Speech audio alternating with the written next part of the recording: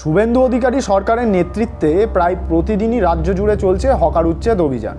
অথচ 2024 সালের জুন মাসে রাজ্যের তৎকালীন তৃণমূল সরকার যখন কলকাতা শহরে হকার উচ্ছেদে নেমেছিল, তখন বঙ্গ বিজেপি তথা এই শুভেন্দু অধিকারী ওই হকার উচ্ছেদের বিরোধিতা করেছিলেন এবং বুলডোজারের সামনে দাঁড়ানোর হুঁশিয়ারিও দিয়েছিলেন।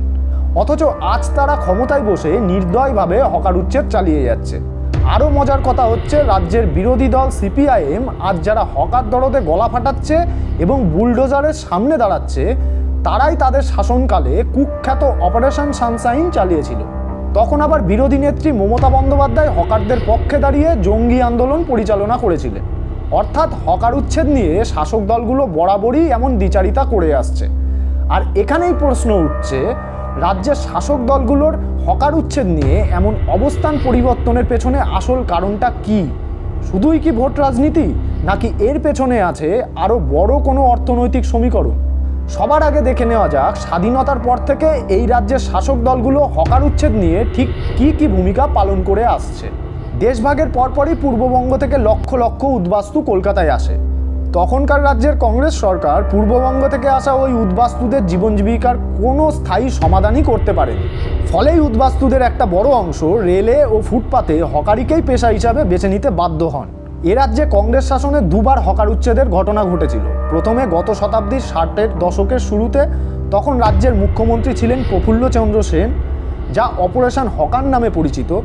দ্বিতীয়বার হয়েছিল 1975 সালে জরুরি অবস্থার ঠিক আগে। আর প্রতিটি ক্ষেত্রেই সেই সময় বিরোধী দল হিসাবে সিপিআইএম ওই হকার উচ্ছেদের প্রবল বিরোধিতা করেছিল।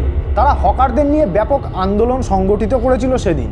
আর সেই কংগ্রেস দলই এবার বিজেপি সরকারের হকার উচ্ছেদের বিরোধিতা করেই চলেছে। 1977 সালে সিপিআইএম পরিচালিত মেহনতি মানুষের সরকার অর্থাৎ বামফ্রন্ট ক্ষমতায় আসে।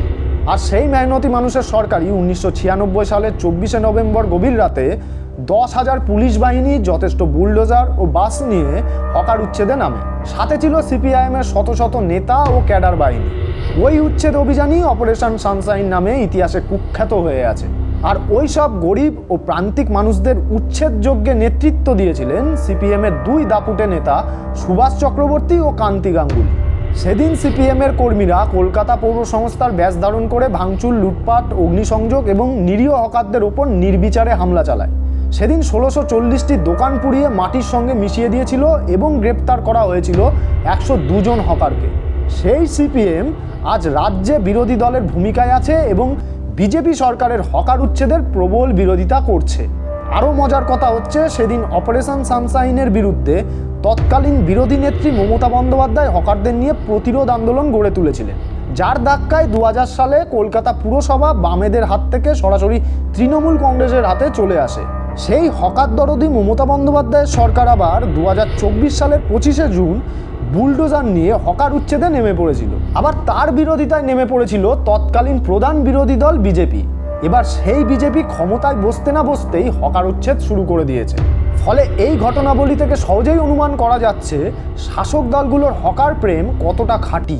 এখন প্রশ্ন হচ্ছে, যে শাসক দল বিরোধী থাকাকালীন হকার প্রেমিক থাকছে, সেই দল সরকারে বসেই হকার বিরোধী হয়ে উঠছে কেন? প্রথমেই একটা কথা খুব পরিষ্কারভাবে বোঝা দরকার যে কংগ্রেস, বিজেপি, তৃণমূল, সিপিএমের মতো শাসক দলগুলো মুখে যাই বলুক না কেন, বাস্তবে তারা এই পুঁজিবাদী রাষ্ট্রের একচেটিয়া পুঁজিপতিদের পলিটিক্যাল কেয়ারটেকার বা ম্যানেজার। যে দল যখন ক্ষমতায় আসে, সেই দলই তখন প্রভুর স্বার্থ রক্ষা করে প্রভুর গুড বুকে থাকতে চায়। আর যখন তারা বিরোধী আসনে থাকে, তখন হকার দরদ দেখিয়ে হকার ভোট ব্যাংকে নিজের দখলে আনতে মরিয়া হয়ে ওঠে। এখন যেমন সিপিএম সেই চেষ্টা আপ্রাণ চালাচ্ছে, কিন্তু যখন যে দল ক্ষমতায় গিয়ে বসে, তখন সেই দলই তাদের প্রভু একচেটিয়া পুঁজিপতিদের স্বার্থরক্ষা তথা খুশি করতে খুব তৎপর হয়ে ওঠে। আজকের দিনে হকার উচ্ছেদের পেছনে একচেটিয়া পুঁজিপতিদের একটি সুনির্দিষ্ট অর্থনৈতিক স্বার্থ রয়েছে। হকাররা মূলত শহরের শ্রমজীবী ও নিম্ন মধ্যবিত্ত সাধারণ মানুষকে তুলনামূলকভাবে কম দামে নিত্য প্রয়োজনীয় পণ্য ও খাদ্য সামগ্রী সরবরাহ করে থাকে এবং এই পণ্য সামগ্রী তারা ক্ষুদ্র ও ছোট পুঁজির উৎপাদকের কাছ থেকে সংগ্রহ করে সাধারণ ক্রেতার কাছে সস্তায় যোগান দেয়। হকাররা এইভাবে দেশের অর্থনীতির খুচরো বাজারের একটা বড় অংশের উপর নিয়ন্ত্রণ এখনও ধরে রেখেছে। কর্পোরেট পুঁজিপতিরা সর্বদাই চাইছে সরকার যেন হকারদের হাতে থাকা ওই খুচরো বাজারের নিয়ন্ত্রণ তাদের হাতে তুলে দেওয়ার ব্যবস্থা করে দেয়। কিন্তু হকাররা যতদিন ফুটপাত বা স্টেশন চত্বরে এই সস্তার বাজার ধরে রাখবেন, ততদিন ওই কর্পোরেট সংস্থাগুলোর পক্ষে একচেটিয়া বাজার নিয়ন্ত্রণ ও মুনাফা নিশ্চিত করা খুবই কঠিন। আর সেই কারণে প্রতিবার শাসক দলগুলো ক্ষমতায় বসে অন্তত একবার হকার উচ্ছেদ অভিযান করে একচেটিয়া পুঁজির পথের কাঁটা পরিষ্কার করার চেষ্টা চালায়। উদ্দেশ্য একটাই, একচেটিয়া পুঁজিপতিদের আস্থা অর্জন করা, তাদের গুড বুকে নাম তোলা। আর রাজ্যে বিজেপি সরকার এখন সেই চেষ্টাই চালাচ্ছে। আজ রাজ্যে এই হকার উচ্ছেদের বিরুদ্ধে হকার ভাইদের আন্দোলন নতুন করে দানা বাঁধতে শুরু করেছে এবং এটা খুবই আশার কথা। কিন্তু এই আন্দোলনের রাজ যদি সিপিএমের মতো মেকি বাম দলের হাতে থাকে, তাহলে কি সেই আন্দোলন প্রকৃত বিজয় ছিনিয়ে আনতে পারবে? এই গুরুত্বপূর্ণ প্রশ্নটা আজ কিন্তু উঠছেই। তো এই নিয়ে আপনি কি মনে করছেন? আপনার মতামত অবশ্যই আমাদের কমেন্ট বক্সে লিখে জানান।